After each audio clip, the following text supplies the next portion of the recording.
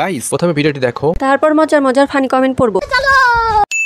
Finally guys লন্ডনে চলে আসছি এন্ড ভাবতেছি এখানেই সেটেল হয়ে যাবো যদি ঘুরে ফিরে ভালো। তুমি এখানে কলেজে ভর্তি হয়ে যাও। হ্যাঁ শোনো না, ও এখানে কলেজে ভর্তি হবে। কলেজে হ্যাঁ আমার লাগটা মাশাআল্লাহ না। কলেজে না, হোটেলে ভর্তি করেন ওকে। কলেজে তুমি ভর্তি হতে পারবা? হ্যাঁ অবশ্যই, কেন আমি A+ পাইছি না। এ প্লাস এ প্লাস এ প্লাস দুইটা এত বড় কেন? মেহেদি শুভ ভাইয়া, আপনি কত টাকার মালিক, কতটা রিচ ম্যান বাংলাদেশে?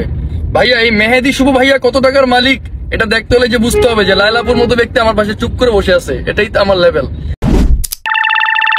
আন্টিকে আপু বলো, এটাই তোমার লেভেল।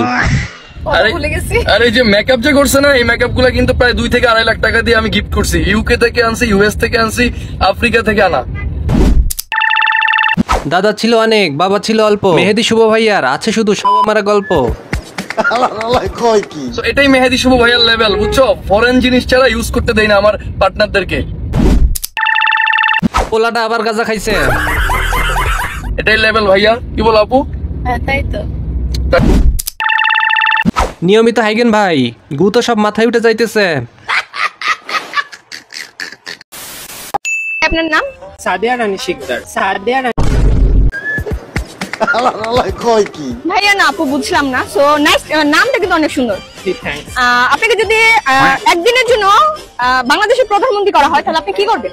সব অতীতের জন্য একটা পারিক খুঁজে দেব। কি খুঁজে দেবেন? পারিক মানে ভাতা।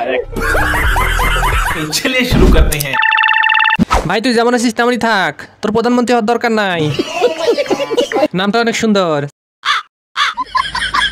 দিছে। শিকদার বাড়ি মান সম্মান ডুবাইয়া। No problem. Oh my God. তৃতীয় লিঙ্গ না, চতুর্থ লিঙ্গ। ভাই নোবেল পাওয়ার যোগ্য, কিন্তু নোবেলটা ওইখান দিয়ে দেওয়া হবে। Please guys subscribe my channel.